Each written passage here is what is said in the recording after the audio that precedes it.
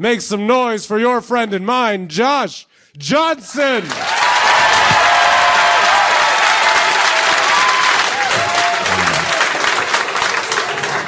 I don't know if y'all heard, by the way, but the Olympic Committee has decided to lift the intimacy ban in the Olympic Village, right? Yeah. Now, in case you didn't know, whenever people go to participate in the Olympics, right, especially for the Summer Olympics, they all stay in one big Olympic village together, and while they're there, they smash, all right? These are the best athletes in the world. In the peak of their physical prime, they're going to get it on, right?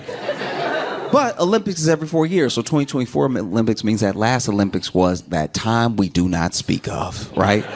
And in that time, they tried to have some semblance of the Olympics, and so they told the athletes, they were like, listen, something going around.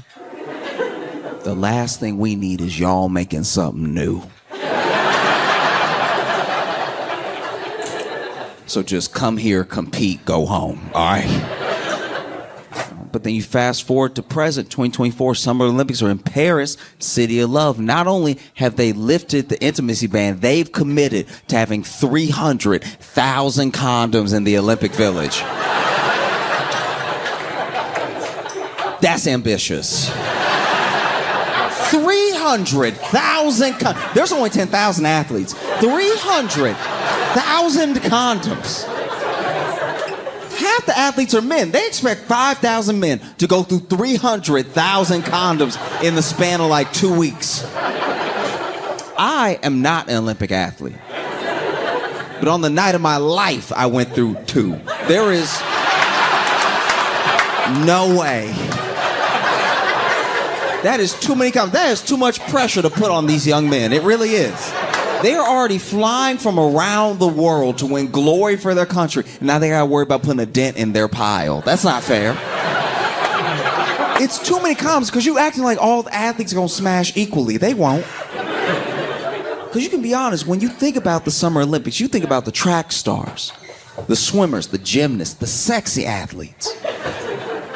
Nobody's thinking about the equestrians.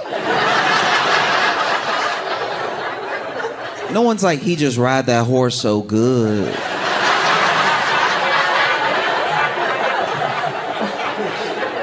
I wonder what else he can... No one has said that ever. In fact, when you watch the sport, you're like, it seemed like the horse doing all the work.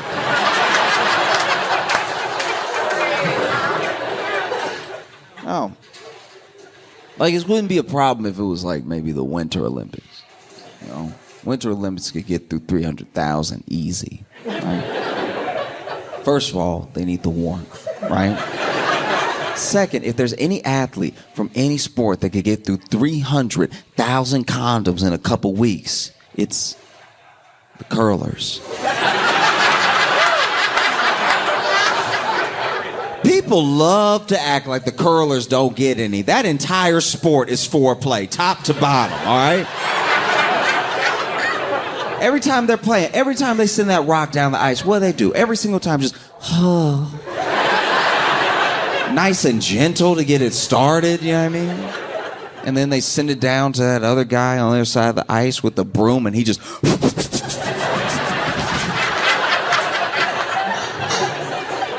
doing it just right so it hits a specific spot. Am I the only one watching the sport?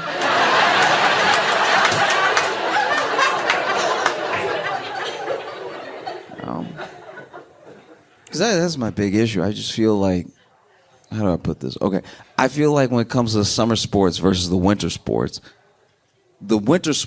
look really, really cool. And all the sports are hard to do. All the people that participate are athletes, right? I'm not being disrespectful. I'm just saying that the people who aren't athletes that do those things still look cooler when it's winter. Does that make sense? Like if you are snowboarding and then you accidentally hit some like slope and you do something cool in the air, people still gonna want to bang you when you land. But if you playing table tennis, there's just a lot of the summer sports that are very virgin adjacent is what I'm...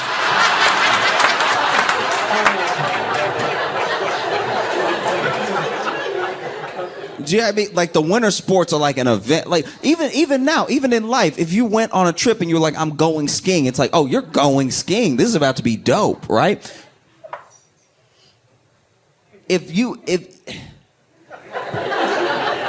I'm not trying to be disrespectful. I do think that people who do like the shot put and stuff, those are very impressive athletes. But if you walked up to somebody in life and said, I throw,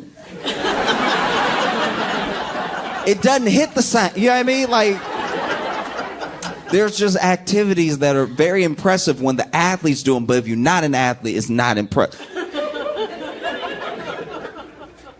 Even the javelin. You look at the javelin, when an Olympic athlete does it, when they walk up and they do that, and then they like blah blah, and then it just goes forever. Wow. When you see like a regular guy do it. I was in high school and I saw, okay, it was a kid. He was supposed to be the best one at this other school because I went on the track team, but I was like adjacent to the team. Like if somebody got hurt, they would let me run. But they knew I wouldn't win, so it was just to appease me because I kept coming to all the meets and I kept dressing out like I was one of them. But they were like, "You slow, you can't be with us." But I was like, "Yeah, but sometimes y'all trip, and one of these days it's gonna be my time to shine." And they were like, "Yeah, but the other kids will still be fast." And I was like, we'll worry about that bridge when we cross it, right? But anyway, there was a meet where this kid had a javelin, and this was a bad track meet to begin with because they had everybody doing everything at the same time, right? And so then they had some of the kids running to qualify at the same time as kids were throwing the shot put and stuff. Now, people weren't really that strong, so things weren't going that far, but there was this one kid that was very good, and then he threw the javelin, and then he threw the javelin, and then you just heard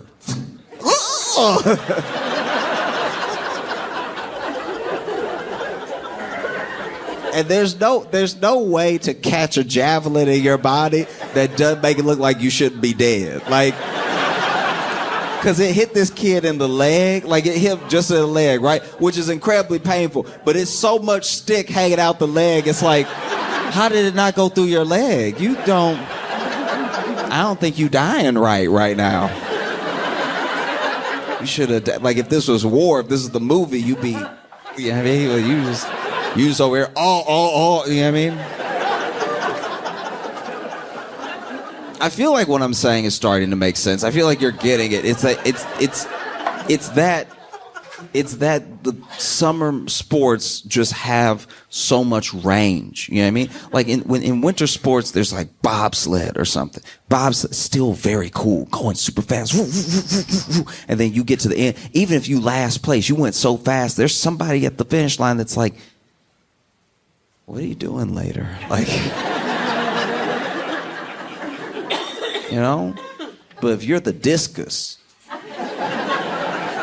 at the Summer Olympic and it just, you throw your hardest, right? You throw it as far as you can, and then it just go, and then it doesn't hit that line, right? Because they already have the line of what would be impressive. This impressive line right here, if you get it past that, people go, ooh. If you get low, people are like, oh. And then you threw it as hard as you could, and then, oh. You going home alone. That's just the way it's going to work. But I hope it works out for the summer athletes. I really do. I hope they get it on. Because selfishly, I want to see what some Olympic-made babies look like. You know what I mean? Like a medalist in judo and a medalist in the high jump. That sound like how you make a superhero. You know what I mean? No, I hope they smash to their heart's delight. I really do. I want to see any like mixing. Like gold can't get with bronze. All right? Like we might not be making a winner. All right? I think family is incredibly important, right? But it does suck. Like, here's the thing. I don't know how to describe this. And this is not a perfect haven't thought it all the way through. So I haven't actually thought of a solution. I really am just up here complaining, okay? But it does feel upsetting sometimes that when you marry, like I've watched a lot of my friends get married, right? And when you marry, you're in the family, but you just wanted them.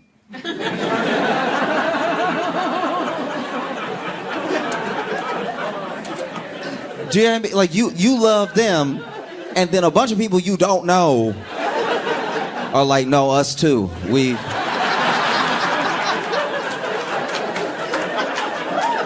We all go together now. Inseparable. We're family. You know? And sometimes it works out beautifully. Like sometimes you meet someone, you fall in love, and their family is also delightful. And that's very sweet. I love that. I love that for my friends. I love that for my family members as that's happened to. But then sometimes you meet someone and y'all fall in love, and then you get introduced to people that you're like, ooh, I don't want to have anything to do with... I don't want to have anything to do with what you got going on. Like, that's not why I came. You know what I mean? It feels like going to a restaurant, right? And being like, oh, I'll get the wings. And they're like, and you'll have the burger. And you're like, I can really only fit wings, right? And that's why I only ordered the wing. No, trust me, the burger comes with the wings. And if you don't have a sufficient amount of burger, the wings will get mad, all right? The wings will be like, why don't you care about my burger, right? And you'll be like, I just wanted you. I didn't sign up for burger. I just wanted... I don't even like beef like that. Like, I just wanted some chicken wings. And you're great. It's like, yeah, but the beef... And we were raised together. Like, we should... all find a way to get along. And you're like, this metaphor has run out.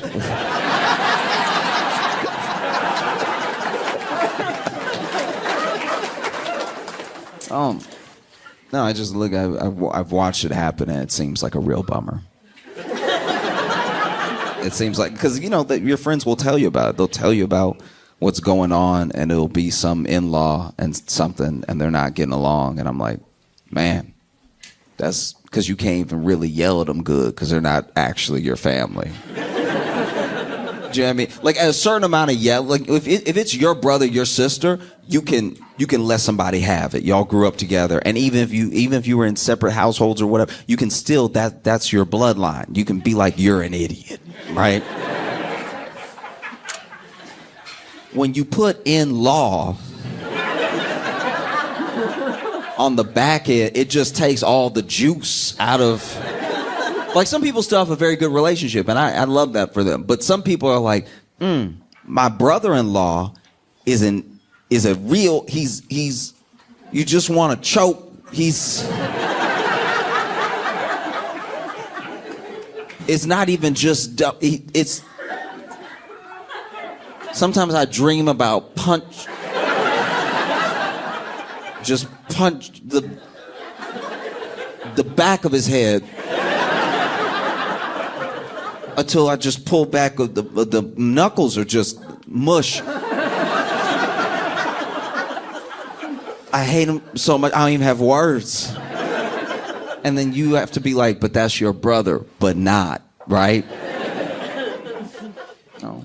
One of the most interesting cases of it I'd seen was, okay, so this kid from my hometown got married young, right? So they got married like almost right out of high school. So they're like 19 and stuff.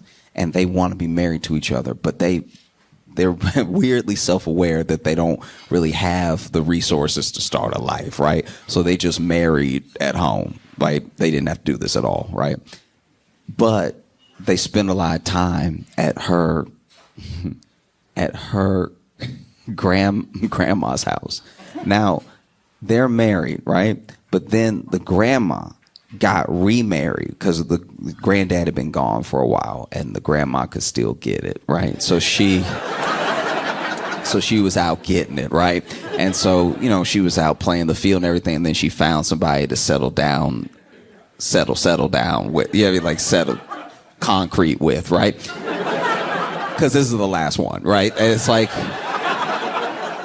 and so she found somebody, and then, that guy is now hanging out around the grandma. Now, his wife loves her grandma, loves hanging out with her and everything, so they're over at the house a lot. But he has a very weird situation because he has an in-law now, right? The grandma is his in-law, but she just got married again. So now this guy is like a step granddaddy.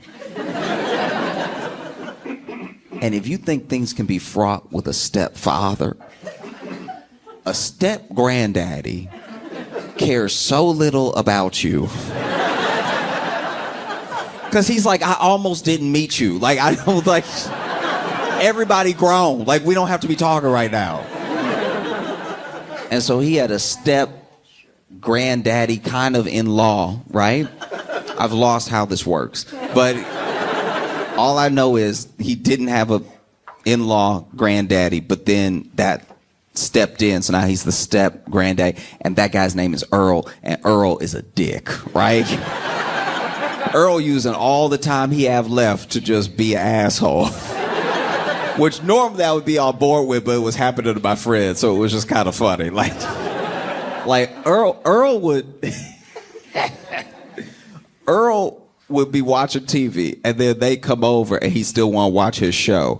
And then he would say, because the grandma was never watching TV, she was always cooking or doing something, right? So it would just be him and Earl sometimes in the room while she was chilling with her grandma. And he'd be like, hey, can we watch like anything else? Because Earl would love to watch like Star Trek, stuff like that. And he's like, can we just watch the news, anything that's happening, right? Besides this.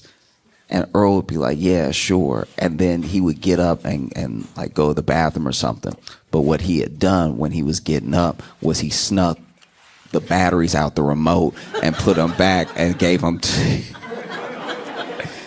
my friends. And now he just pressed it thinking that the TV not working. You could have said no.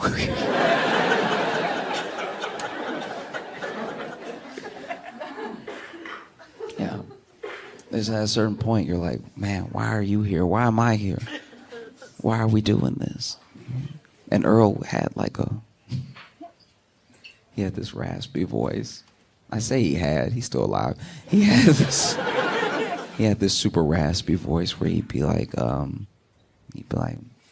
so y'all just gonna stay for dinner? Eating up all the food. Earl didn't even cook. Her grandma cooked. But he would still get he would watch my buddy eat and watch him eat.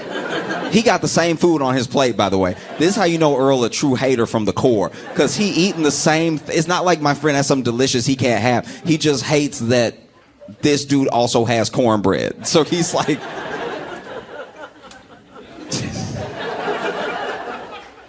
staring him down. Nastiest thing Earl ever did was Earl was like in a chair for a little while, right? And he had like twisted his ankle, and so he was in like a little wheelchair, right? And he wasn't leaving the house much. But one time it was him and my buddy in the room. And without saying a word, they just watching Star Trek. He given up on trying to switch shows and stuff like that. He's like, when I'm with Earl, I'm just going to watch Star Trek, and that's it, right? Earl leans until he tips out of his wheelchair, and he laying on the ground. And when everybody come in, he pointed to my buddy. He was like, why would you push me like that?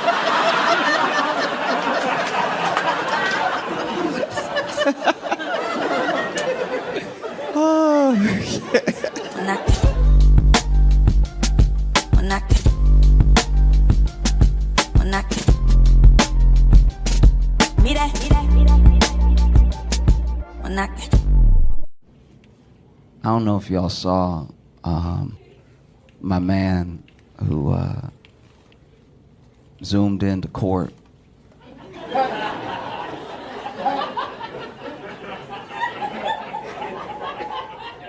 All right, in case you didn't see it, basically, because of the pandemic, ever since the pandemic, court, like as in the American justice system, has started to let people zoom into some of their cases depending on what it is, which is very progressive.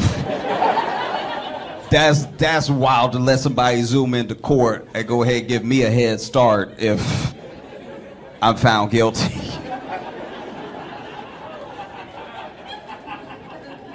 That's what it is to me. Like, imagine if I had court and they were like, you can zoom in from home, I'm like, all right.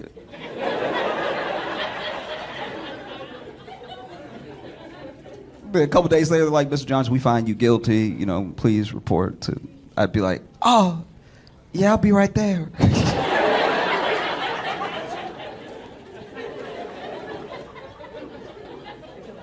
No, but basically, there's a court case where this judge and the lawyers are all in the courtroom, and they let the person that is accused of having a suspended license, they let him zoom into court. And so everybody's there except for him, right? And then he turns his mic and his camera on, and he is driving, all right?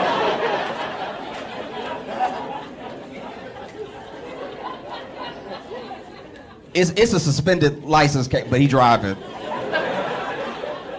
Suspended license, but you know, he's, you know. And not only is he driving, by the way, he really cutting the wheel when he turns.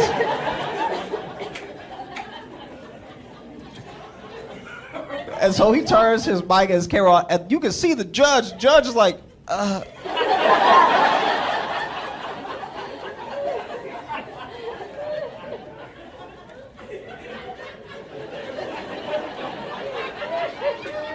And even the judge is like, it's a suspended license case, right? And look, I don't know. I, thank goodness, have never had to go to court or Zoom court, all right? So I don't know what they have to do or what they don't have to do. But in my mind, like, why turn the camera on, just turn the mic on. But maybe a condition of Zoom court is that you have to turn the camera on too, to make sure you pay attention and everything. Maybe, I don't know. But he turns his camera on, and the judge's like, sir, are you driving? Are you driving right now? And he's like, he couldn't sound happier. My man is like, yes, Your Honor, I'm pulling up right now, right? And I want to be clear, he's not pulling up to court. He's pulling up to the doctor's office, right? Because, you know, you can sometimes run some errands while you're doing Zoom court, you know, because you don't have to be there. Once again, this is very progressive. This is like real step forward. This is mind blowing. I wonder who else they let Zoom into court. Like, that'd be funny if they let the bailiff Zoom in too. Like, the bailiff at home, but he like, stop it.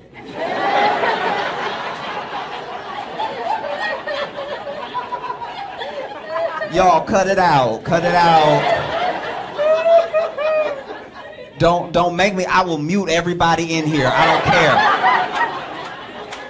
I'll shut it down. And so the judge is like, are you driving right now? He's like, yes, but I'm pulling up, you know, I'm about to park right now. And then the judge looks at everybody and goes like,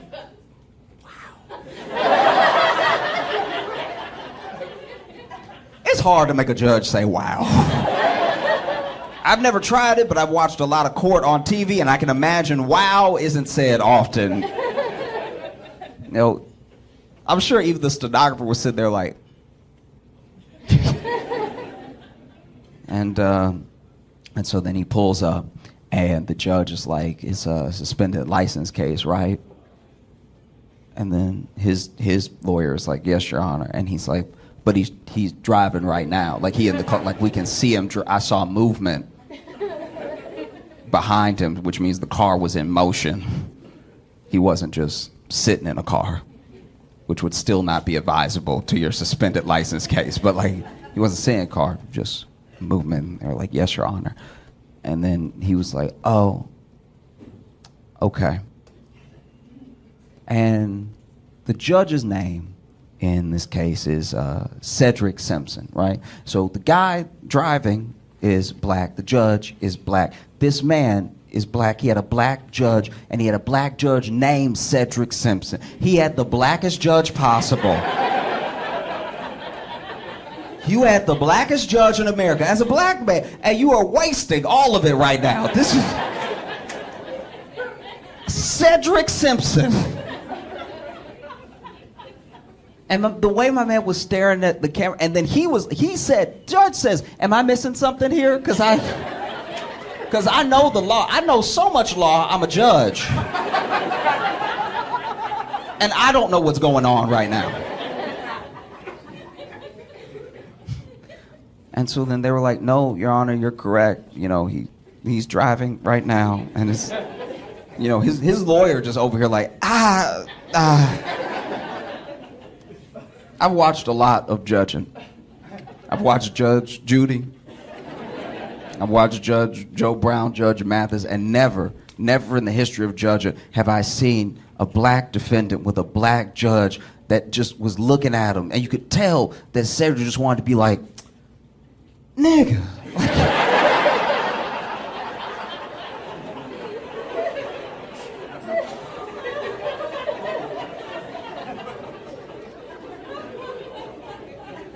What are you doing? And so he's like, so he has a suspended license case, but he's driving right now. He's driving in front of us. It's on the record that he's driving. So, and then in this moment, you can see Corey is the guy that was driving, right? You can see him realize what's happening on camera. So now he's making the face that the judge made, right? Like now he's like,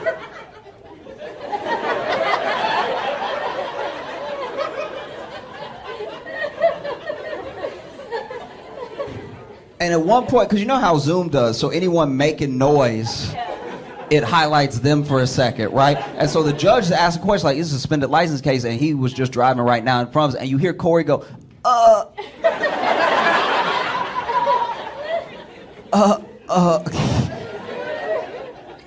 And then basically, the Honorable Cedric Simpson was like, I'm gonna need you to drive to jail.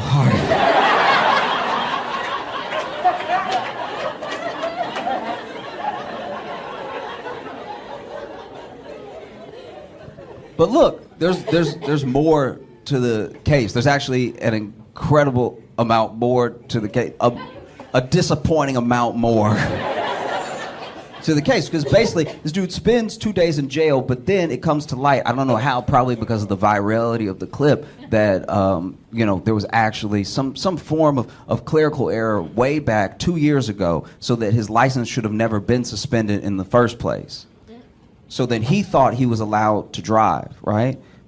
And so then people come out of the woodwork apologizing, being like, that's so unfair. And then also it was a highlight of local government and how sometimes the government can get things wrong. There's too many people talking to each other. There's too much involved. There's too much paperwork. There's too many wires that can get crossed and everything, because they were like, oh, all you had to do was get this office to speak to this office to reinstate his license, but apparently they never did that, right? So now there was almost like a backlash to the backlash, where people were like, we messed up, we were all laughing at this guy like, what an idiot. Turns out he thought he could drive and everything. So the internet did something it very rarely ever does, ever, for anyone, for any reason. And the internet almost collectively apologized to Corey, right?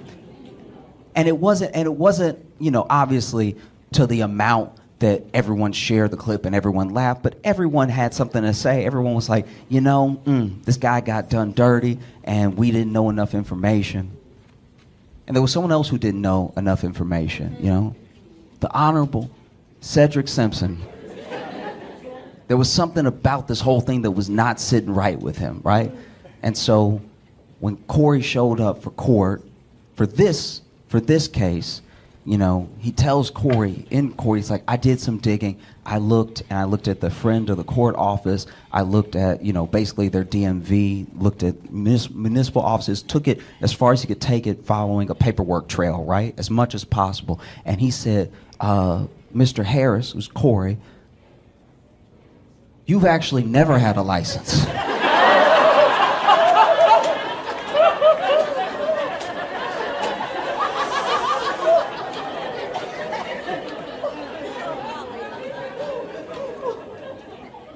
Like you never had a I don't know how we got here.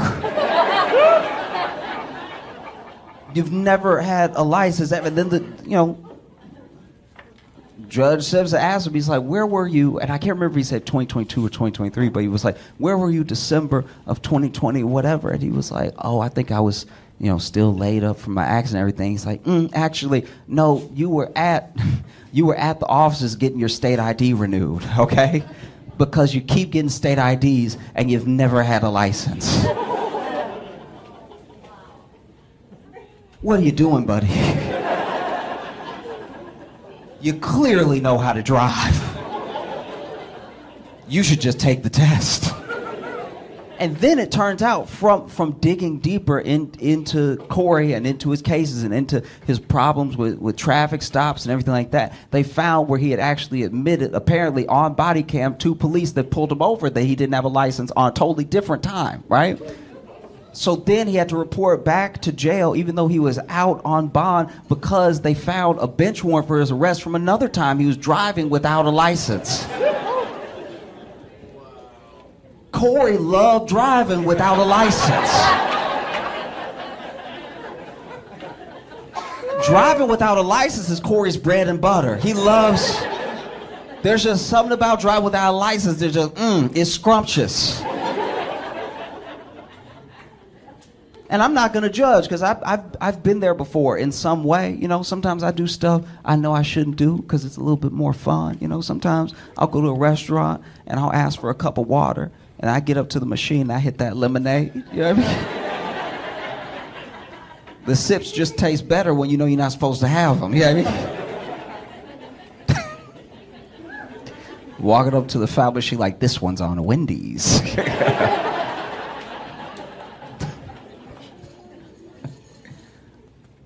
I got a newfound appreciation for moms this past week. I love my mom. I've always appreciated my mom, but I mean moms as a whole. You know what I mean? Because the thing is, I was just at an outing, and my friend who's a new mom. She had to run and do something, and so she asked me to hold her baby. When I tell you this was the heaviest baby I've ever... The baby didn't look heavy because it's little, so you think little means little weight. And the weight, she handed me the baby, and the baby is not helping me at all. Like, the baby doesn't even wrap his little arm around my neck or anything. Just like the baby trying to be heavy, just doing this.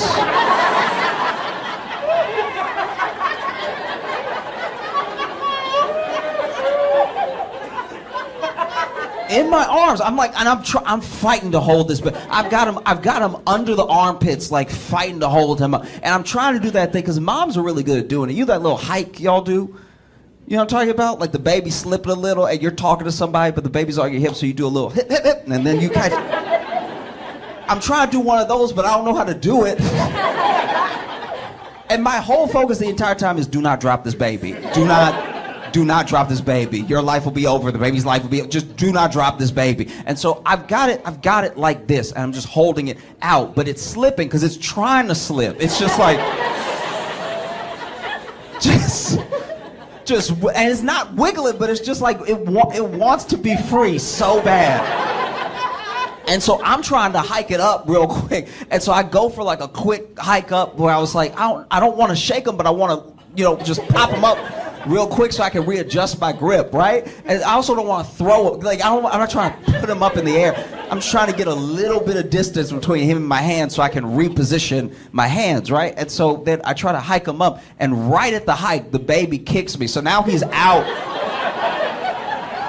He's not fully out of my hands, but he's at the tips of my fingers. And so I'm like, And now I'm holding him worse. Like now, like he's not upside down, but he's definitely not right side up. Like he's kind of sideways, and this baby is so heavy that my fingers are screaming. Like, I honestly, this is so embarrassing. I'm glad nobody was looking, because I was so scared I was gonna drop this baby that I was like, let me just, and so I went ahead and just slowly.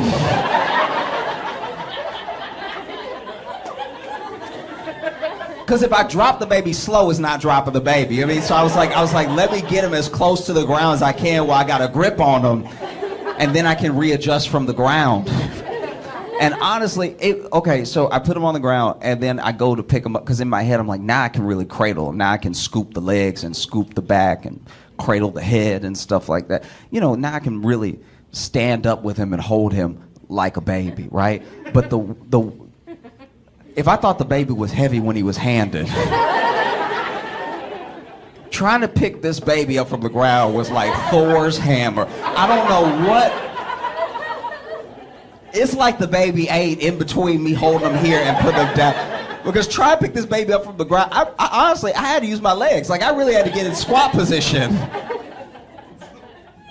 I finally picked this baby up, and I'm holding him like cradled, right? But now he over here trying to slip out of the edge and be upside down. And then just then his mom walks back over, and he's upside down now. I'm holding his shoulder, and his foot is kicking my chin. And I'm holding his stomach around. And she's like, thank you so much. It's like she didn't even know. She's like, thank you so much. She just writes him up. Walks off, and I was like, what is she made of? That's a 600-pound baby.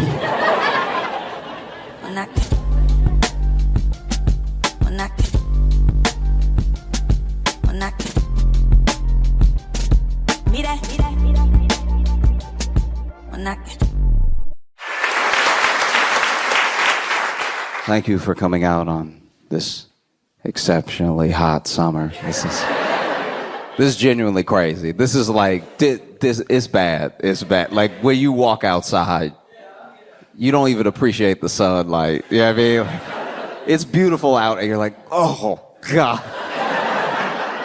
This is the type of weather where you're like, Greta was right. We might be doomed. We should have been listening when she was sailing, or whatever the first thing she said was. This is really bad. This is the type of weather where it's so hot you start getting weird offers. Like, you go outside and there's just somebody standing on the corner like, hey, you give me $1 and I let you sit on my ice.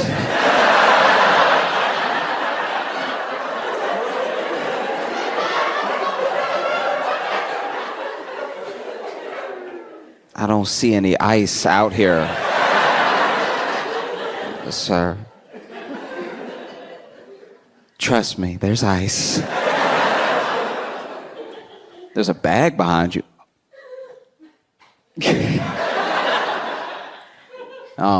It's also tough because I feel like it changes relationships too, you know? Like, it's so hot, somebody could live so close, but the test of love is which one's leaving their apartment. You know what I mean? You know, you'll live next to somebody a 15-minute walk away, but it'll be like, I could die. I can't be doing that just out willy-nilly just for you to see me. We can FaceTime, all right? Like, I feel like even the way people are sexting must be different, you know? You're just texting somebody, middle of the day, like, hey, I got that AC.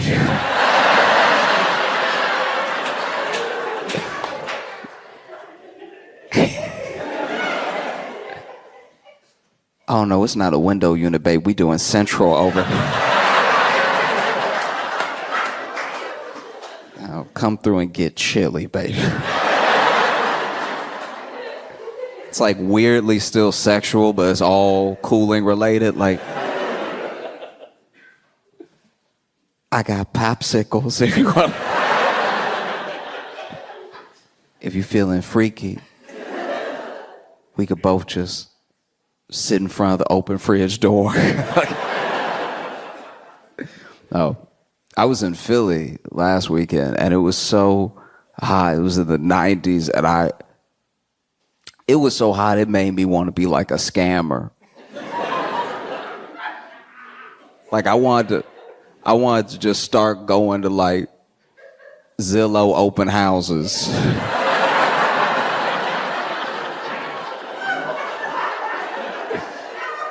Places I have no intention on putting an offer down on. Just to stand to the AC, be like, oh, 2.5 bath, okay.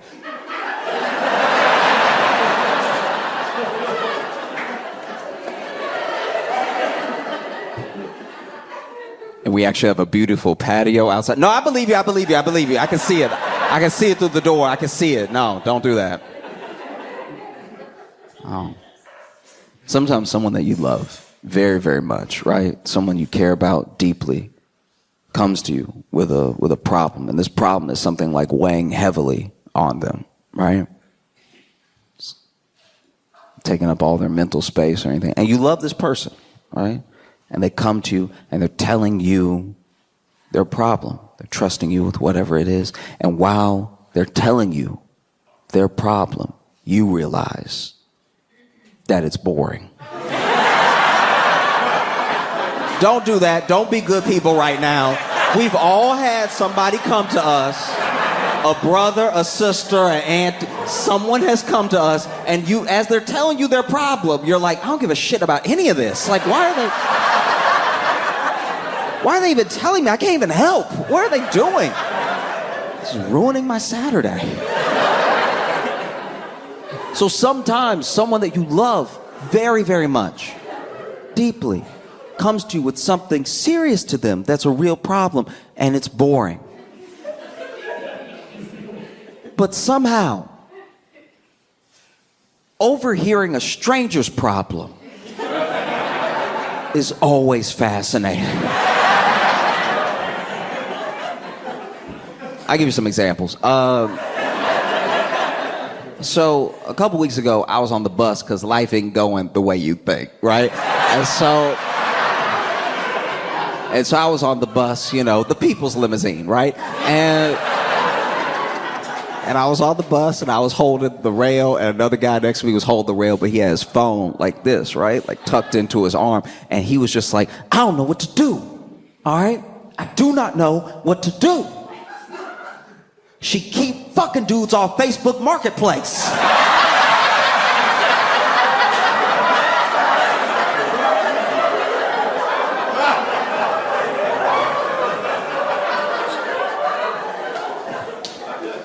Yes. I'm in.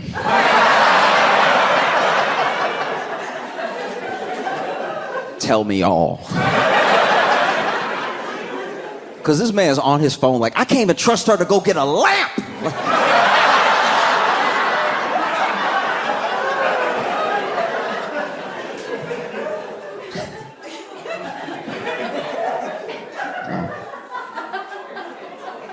A couple days later, I was also on the bus because once again, life could be better, right? We'll get there, but until then, community Uber, right? And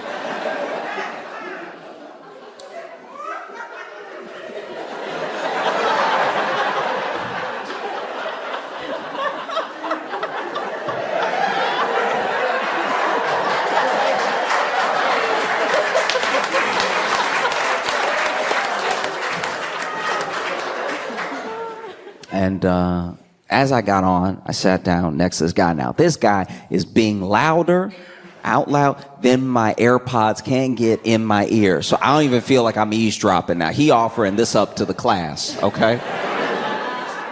And so he's putting his phone down when I sat down next to him, but he was, calls somebody else. And basically, he calls this next person and tells them that the person he just got off the phone with was a woman who he had been hooking up with, who just called him to tell him that she was pregnant and she was keeping the baby, right? And I don't know the best place. But the bus is one of the worst places to find out you're gonna be a father, all right? The bus is top 3 bad places to find out you're gonna be a daddy, okay? It goes jail, the toilet, the bus, right? And so this man is like, talking on the phone, and then he goes, yeah, it's wild because we didn't even have sex this year.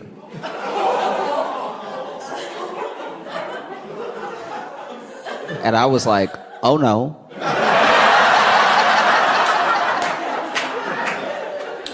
He's gonna be a father.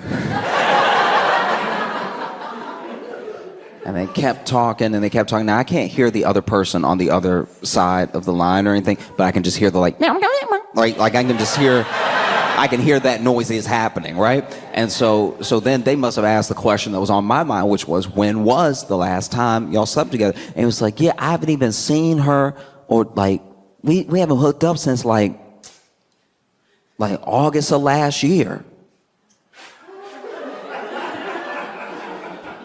And I was like, uh-oh. He's not about to be a father. Like, oh. Fellas, we got to start learning at least a little bit about women's bodies.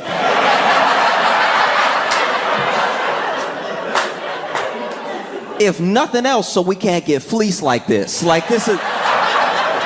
Because this man said, without stuttering, he was like, yeah, she's about 10 months along, right? I was like...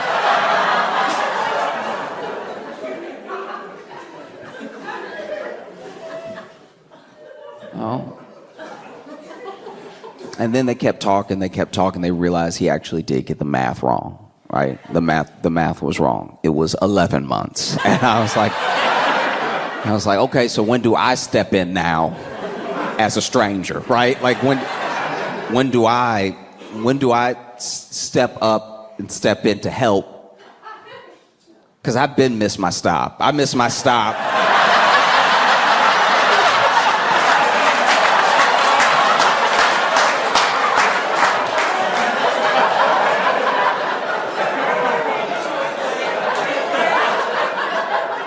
I missed my stop at 10 months, right? And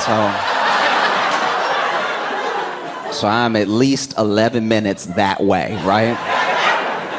And so finally, I leaned over to him. I was like, hey, bro, I couldn't help but hear, we all heard. I couldn't help but hear, and I have good news and I have bad news. The good news is you're not about to be a father. The bad news is you should maybe never be a father.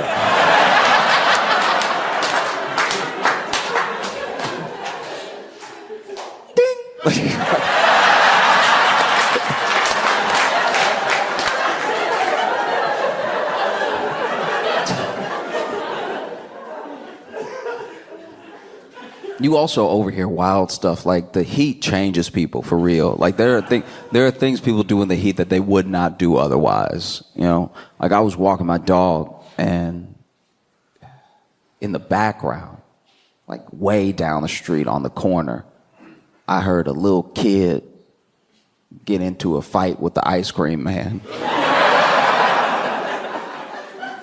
Because once again, I'm walking my dog, and just in the distance I hear, nigga, it's a nickel.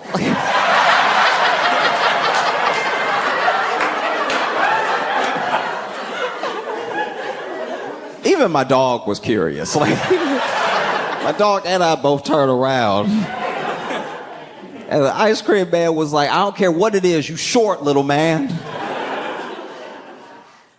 And this kid looked up, I don't know how old he was, looked up at the ice cream man, head can't reach the counter, and goes, your dick is short, I want my chocolate.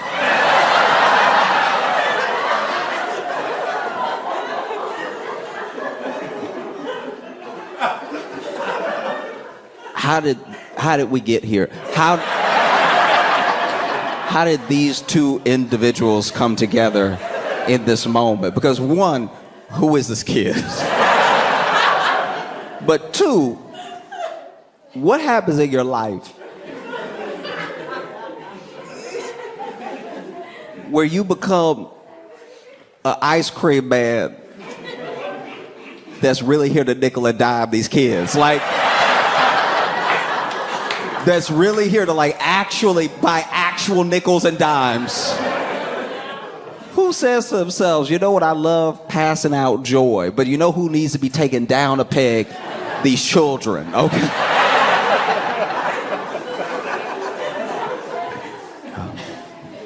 I'm trying to figure out what type of friend I am. You know, I think I'm a good friend to a certain degree. I feel like if I discover for myself the type of friend that I am, I'll be a better version of that friend to everybody, right? Because I'll know my limits, I'll know what I'm willing to do, what I'm not, and everything.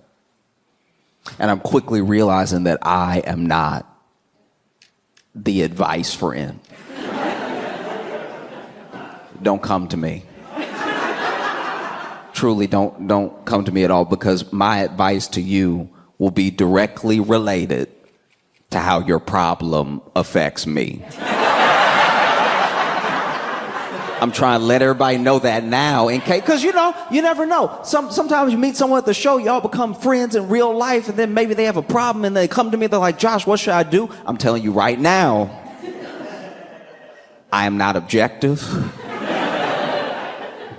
I'm not the one, right? Like, for instance, I have a lot of friends that are getting married this summer into the fall, right? So the big wedding season and everything. And so a couple of my friends have come to me, right? And you just need to know, if you're having troubles are normal, right? People get cold feet. People fight a lot leading up to a wedding. The stress, people's families sometimes don't get along. That stress. You know what I mean? Like, all of it is normal. But if you come to me, my advice to you will be directly correlated to if I already bought the gift.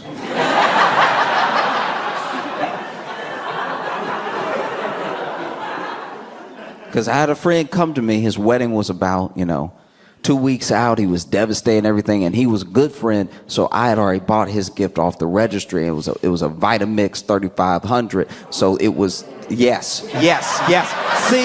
See, exactly, yes. 100%, yes. And so I'd already got that Vitamix, and anytime a relationship seems shaky, I look up the return policy just in case. And this particular model, they didn't carry anymore. So he comes to me, and he's upset and everything, going on, and I'm just looking at the receipt. And so finally, he looking at me to say something. I was like, dog, you love her. Like, she, your moon, your stars, all that stuff. Like, everybody cheat, okay?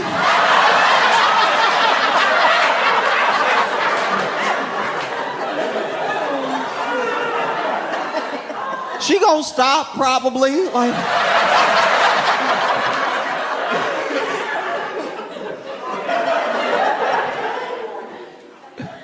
I had a different friend come to me, and this friend, the wedding was about like 2 days, like two days out, and my man comes to me, and his problem was very specific, deeply specific. Basically, his fiance and the wedding planner had planned out the whole wedding, pretty much top to bottom. They weren't really asking him for much, but then he was offering up. He was like, is there anything that you need me to do that I can take off your plate? And she was like, no, we got it. And he was like, well, there's got to be something. Like, I want to be involved somehow. And so then she told him that basically they had everything planned down to a T, but he could pick the placemat at the reception, right? Like the little place that, as long as it was in line with the color theme, he could pick that. And so then my buddy poured over for like several days all these like little different, you couldn't even tell the difference between them, all these different placemats and stuff, and was like trying to make a good decision on the right one and everything. And he finally picked one, and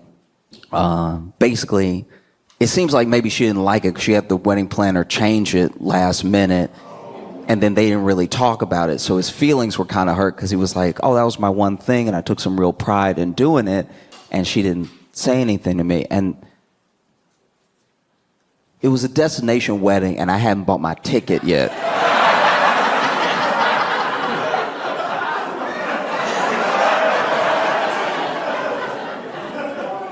I hadn't bought my ticket, and I hadn't got a gift yet. And so he was telling me about it, and I was like, I wouldn't take that if I was you, dog. Like, for real. Sometimes you gotta put your foot down, all right?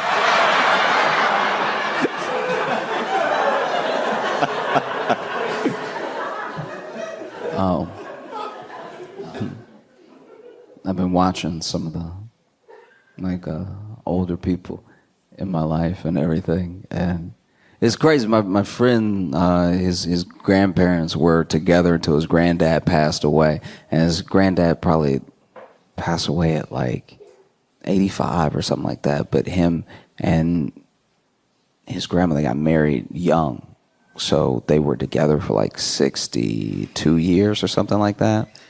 I mean, it's crazy, and people always want to know the sort of secrets to staying together and like having that sort of relationship, that bond. And he said that his grandma basically summed it all up very quickly. She was like, if you want to be with somebody for the rest of your life, you have to know and accept that the first year is lust, the next 10 years are love, and everything else after that is spite.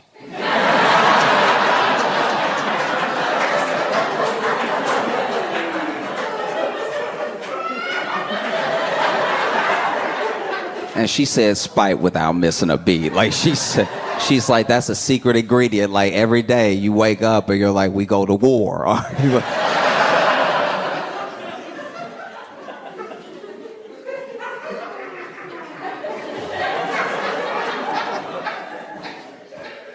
And basically, she tells this story about how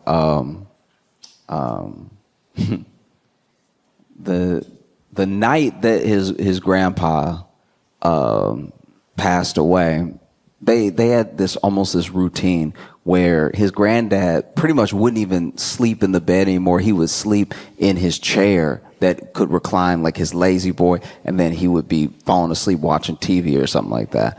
But on that night, he went to bed with his grandma, and he passed away in his sleep, which is how a lot of people want to go. It's very peaceful, next to somebody you love. And then he wasn't there, but his mom was. And his mom said that when she woke up, she was getting ready and like making breakfast and stuff, and she heard his grandma from the room.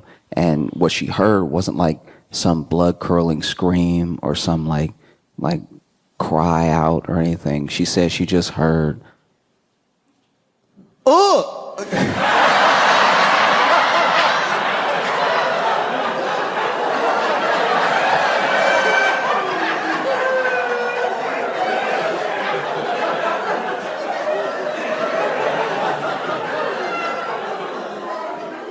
What? Ooh.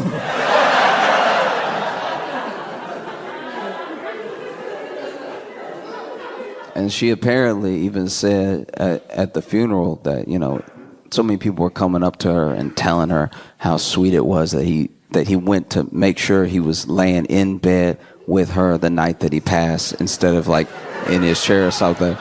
And she was like, ain't nothing sweet about it. He did that on purpose. He knew.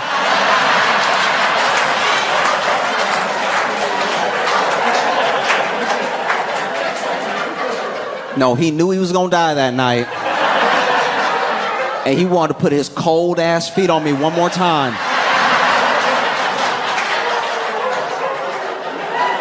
Because they were cold when he was living, but then they were cold, right?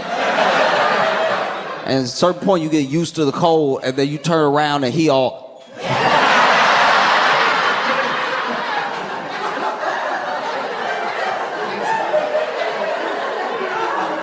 just laying up there like...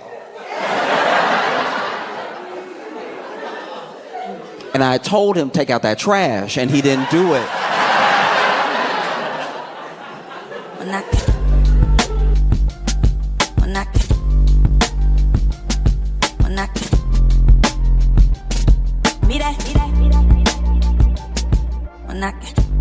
Give it up for Josh Johnson!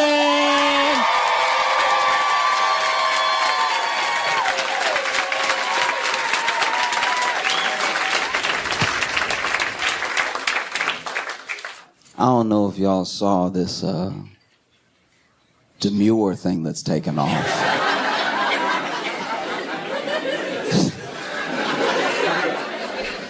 Why are y'all groaning? Oh my God. In case you don't know what it is, in case you haven't been alive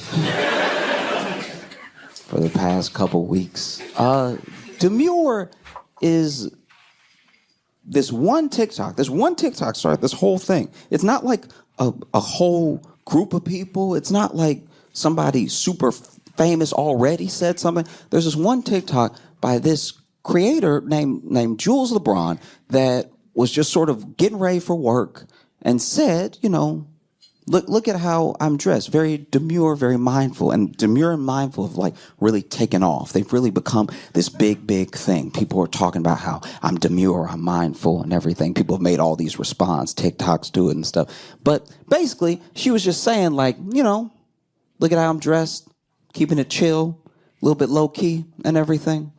And by and large, everything that I've seen that's come from it has been pretty positive. I know I'm not on the whole internet, but like everything that I've seen is nice, which is kind of cool because usually when it comes to like TikTok as a movement or like challenges or like anything popular, it's usually not as positive.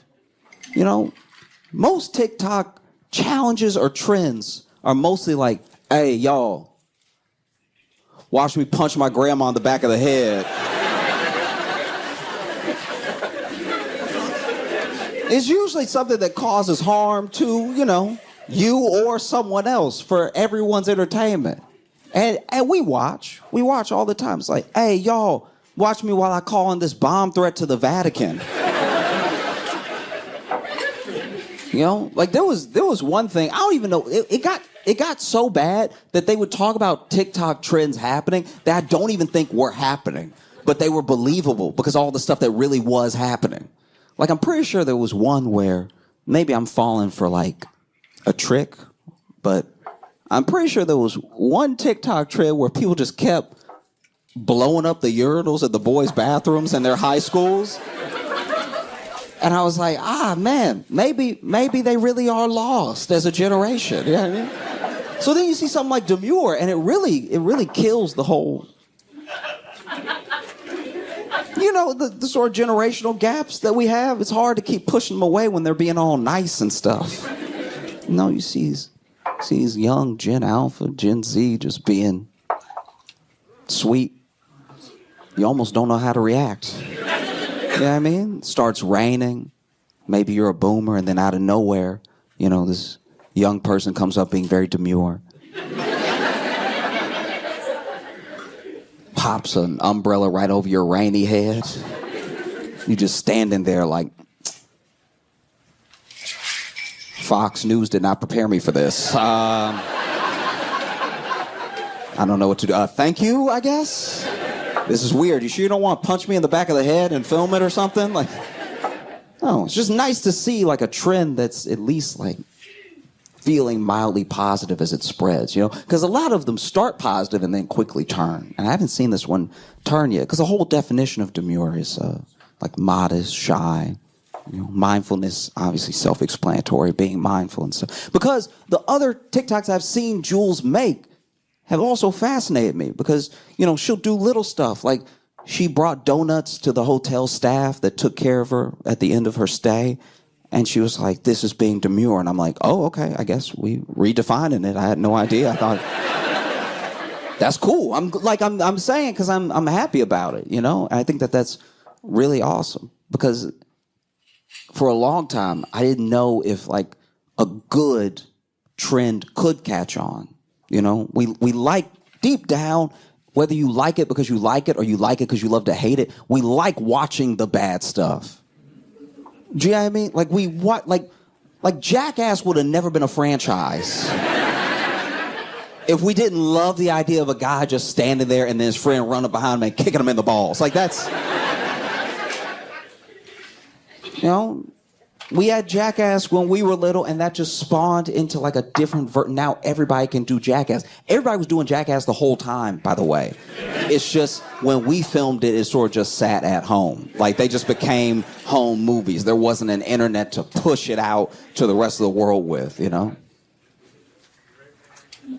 And so, I don't know. I mean, I hope for those that enjoy it, it continues. I hope it doesn't, you know, morph into a different thing, because I feel like the internet's very good at that.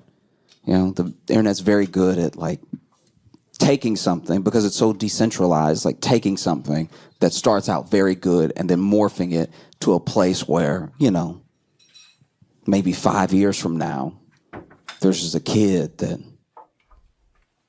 runs up and punches his grandma in the back of the head and goes, demure!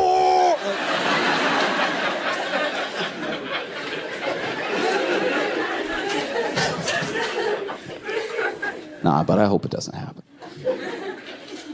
I took an improv class when I lived in Chicago with a kid who was Buddhist, right?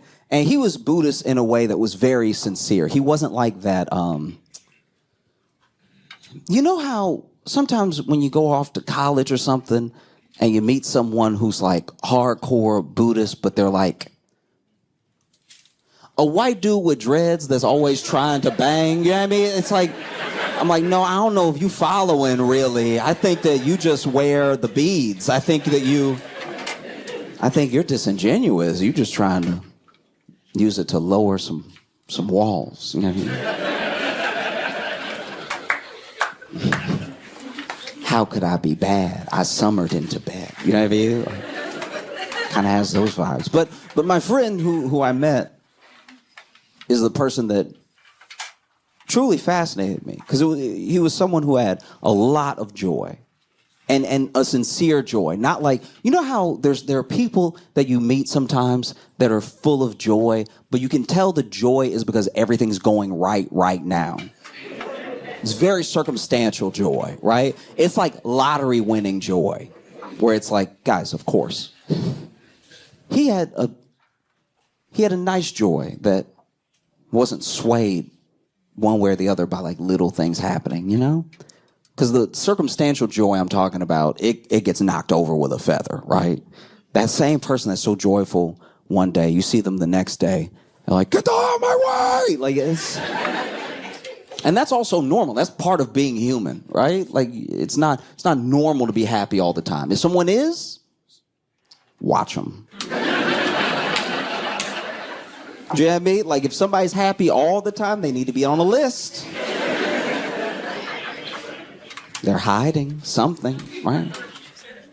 But he had a very, very sweet and sincere joy that was calm, kind of quiet, a little bit to himself, but happy to talk to anybody, happy to engage with anybody and everything. And I think that because of who he was as a person, it sort of fascinated me what his philosophy was for life, because he didn't teach Buddhism, and he didn't think of Buddhism as a religion. He thought it more as a sort of philosophy, right? It was his answer to the psychology of his mind. And we were talking one day, because I was just sort of asking him how he came to it and everything, because he was white.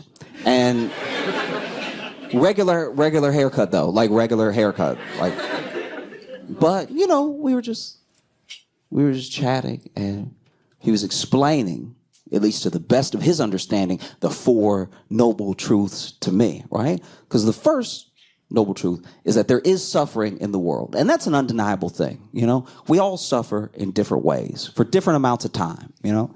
Some suffering is physical. Like when you wake up in the night and you're thirsty. And you swear you know you're home. But you're walking in the dark because you don't want to wake yourself up too much with the light. And you don't sleep with shoes on. So your feet, your toes are at their most vulnerable. You get up and you're walking around, and in the kitchen. You get a little bit of that fridge light. You almost squint a little bit. That's too much. You grab your water. You pour it in your glass. Take some sips. And now you got to make your way back. Halfway tired in the dark, right? And as you're walking, maybe you're a parent. And maybe even though you know this home like the back of your hand, you don't know that there's a Lego waiting. There's a Lego waiting to be stepped on, right? There's a skateboard near some steps waiting to take you out. To put you on your ass, right? Or maybe you don't have kids. Maybe you're a bachelor. Maybe you're just living on your own as a single person, but you make your way back. And for some reason, tonight, there's just a little bit of extra width to that bed frame. And so you get close to the bed and you get ready to hop in, and then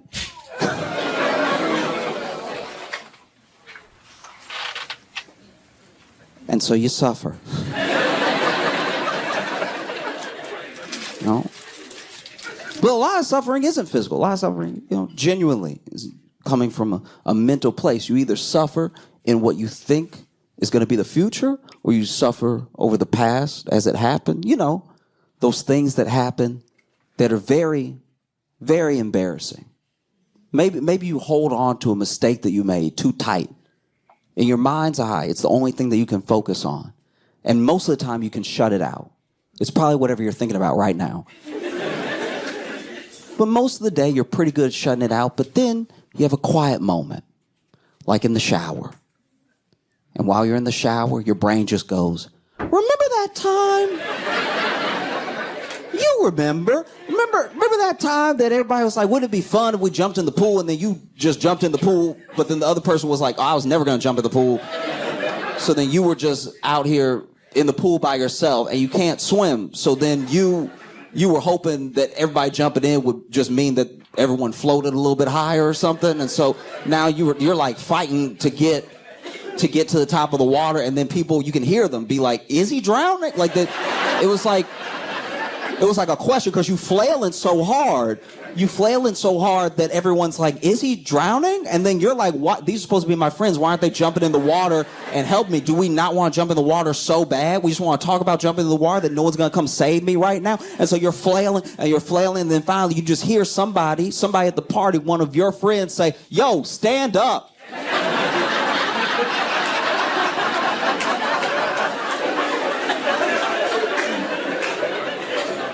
And then you realize you were on the shallow end of the pool.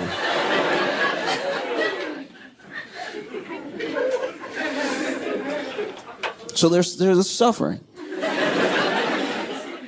And then, there's a suffering for the things that you think are going to happen in the future, right? Things that haven't even happened yet. Usually, it's us, because of our imagination.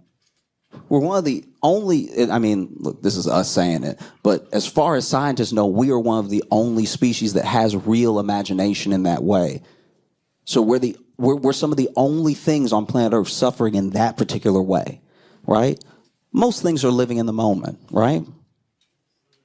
But we're the only ones putting things onto the future that haven't even happened yet. Like, let's say you're in a relationship. And you love this person, but y'all fight from time to time.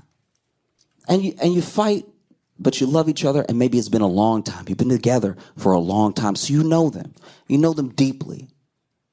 You know them in a fundamental way where no one else knows them, right? So then sometimes when something happens, you can tell we're probably going to have a fight. We're probably going to have a fight because I know them, and I know what happened, and I know how they react to things. I know how I react to things, so we're probably going to have an argument, right? So then maybe you're driving home, maybe you're taking the train, maybe you're on the bus, but wherever you are, because you know there's about to be a fight, you decide to have the first fight. The first fight is in your head because you're practicing, right? Like, the first fight is you just sort of shadow boxing, right? You do it too. That's not my fault, right? Like, you just...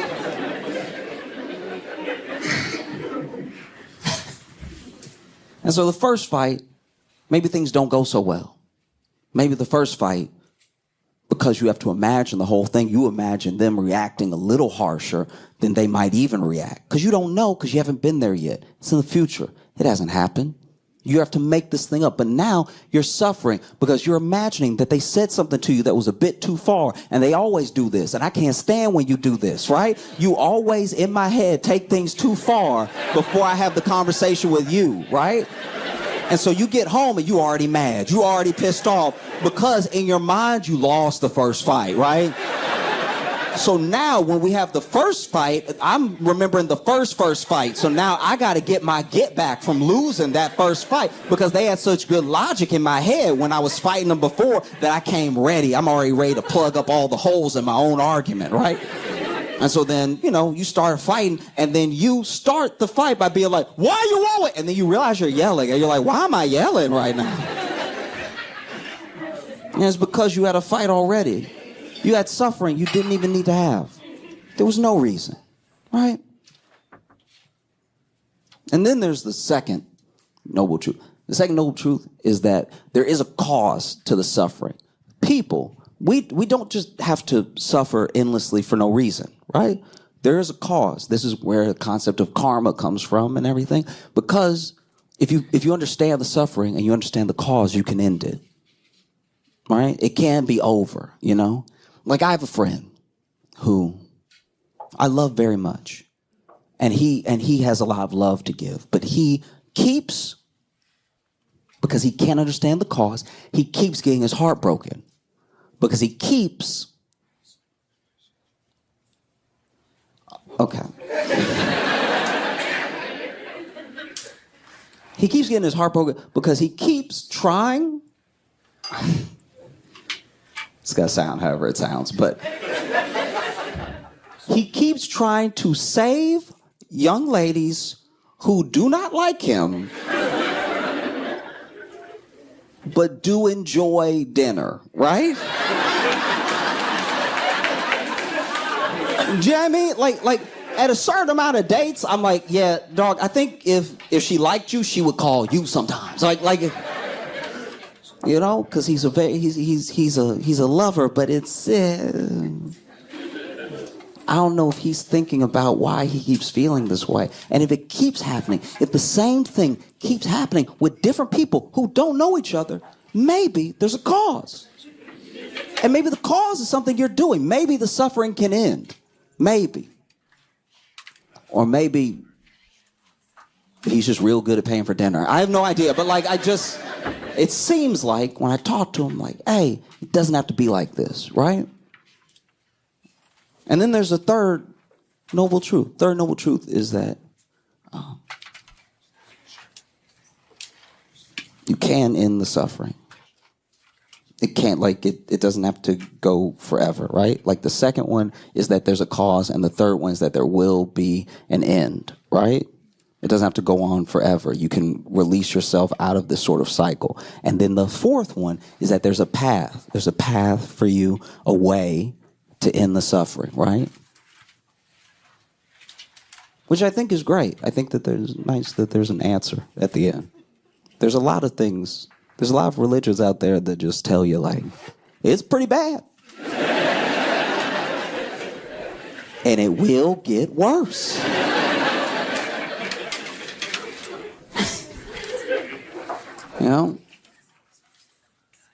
There are some Buddhist monks, right? There's some Buddhist monks in Thailand. And they're in a specific region, so I don't want you to think this is all of the Buddhist monks. But these particular Buddhist monks in this particular region of Thailand keep getting into trouble for not being very good monks.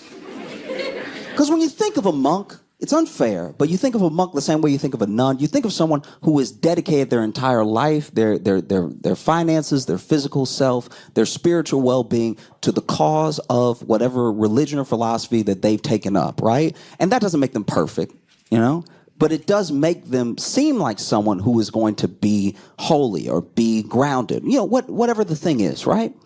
And these monks are pretty rock and roll. These monks are going ham, okay? These monks are having such wild scandals. Like there was one temple, right, where all the monks in that temple got busted by the police for doing meth, right? And it's hard to conceptualize a methy monk, right? Because you usually think of them as calm and still, but you can't be on meth. You know, I've never seen someone do meth and then calm down, right? That's not part of it, you know? I can only imagine what that one monk who did the meth first must have told the others. You know, does a little meth and it's like, y'all, if we do this, we ain't got to do all that sitting. Like this is about to hit, okay? You know? There was another scandal where there were some monks who basically, I say got in trouble, I think they got arrested for stealing millions of dollars in donations from people who were basically donating to, I guess, the monastery, but just generally, the same way you donate to like any church or anything like that. And that one baffled me because I thought one of the whole principles of Buddhism was like, guys, I don't need anything. Like it's me trying to better myself, trying to get better, trying to get to the next level and everything. So to give the monks millions of dollars is asking for trouble. Like, you know what I mean? To give the monks a rapper level of money and then not expect them to live that rapper lifestyle feels like an unnecessary temptation, okay? You know, like I'm pretty low key, but if you gave me around $8 million, I might go a little wild for a day or two. You know what I mean? And it's tough. It's tough when you're a monk and then you try balling out because you in the same clothes. Do you know what I mean? Like when you roll up to a strip club, everybody know you're not supposed to be there.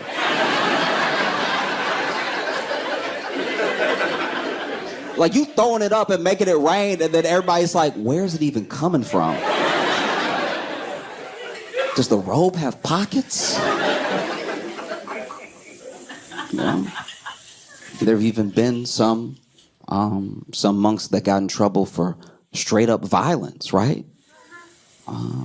Which is terrible and terrifying. But I will say, as a monk, if somebody messing with you, you do kind of have the element of surprise.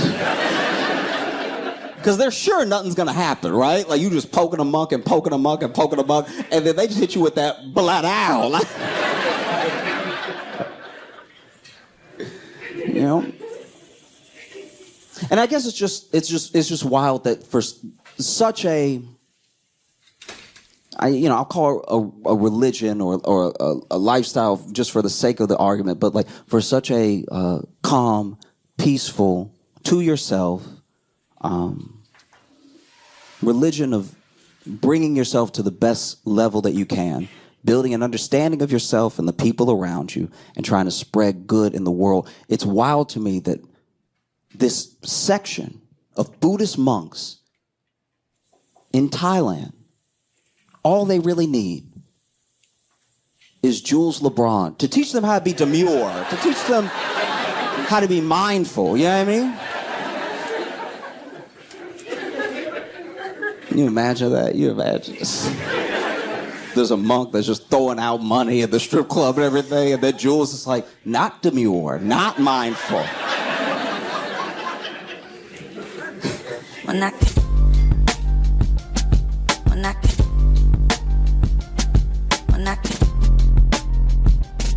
Mira.